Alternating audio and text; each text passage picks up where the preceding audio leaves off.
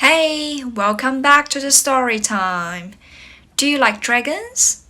So today I'll read you one of my favorite stories called Cinder, the Bubble Blowing Dragon.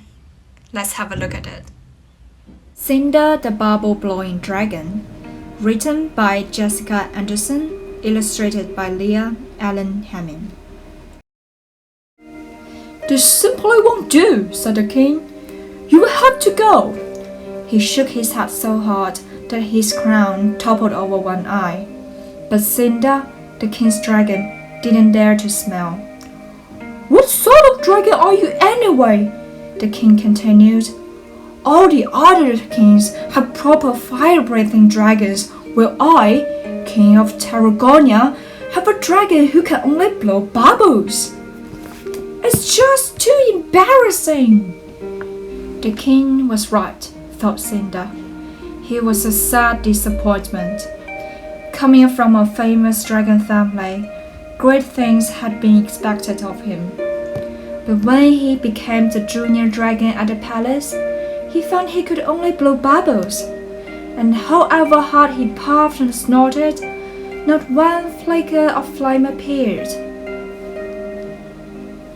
Instead, he blew streams of bubbles, and the harder he snorted, the more bubbles appeared, until he was standing up to his scaly chest in one enormous bubble bath. All the children loved him. Blow us more bubbles, Cinder, they would shout whenever they saw him. They thought bubbles were much better than fire, but the king was not amused. Now he decided that Cinder must go. He'd even put an advertisement in the Tarragona Times. It read, "Wanted, a fire-breathing dragon for palace duties. Applicants must be able to produce large quantities of smoke and fire." One dragon had applied. When he comes this afternoon, you may be present in the throne room to see how a real dragon behaves, said the king. At 2 o'clock, there was an enormous roaring at the palace gates. Blaze, the world's most fearsome dragon wishes to see the king. Below an enormous voice and the air filled with smoke and flames. Okay, show off. Keep your fireworks for the king, snapped the palace sentry crossly. He was fond of Cinder and thought it was a shame he had to go. Where's the king? Thundered Blaze. Then, without waiting to be announced, he stormed into the throne room where the king was seated. Cinder was crouching miserably in a corner.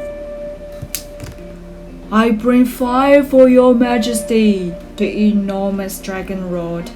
The king looked rather alarmed as the creature's hot breath reached him and frizzled his beard.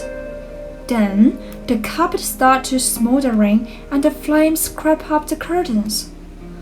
When his crown began to melt, the king had had enough. Stop! He ordered.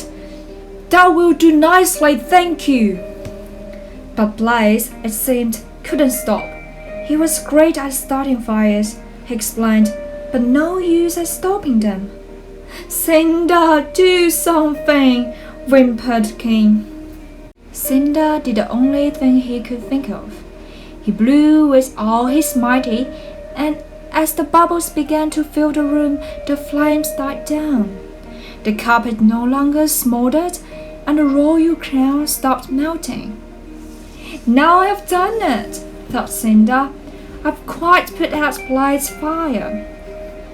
Blaze himself was pretty put out too, but the king was delighted. Thank goodness you were here, he said, as he ordered a dish of ice cream to cool himself down.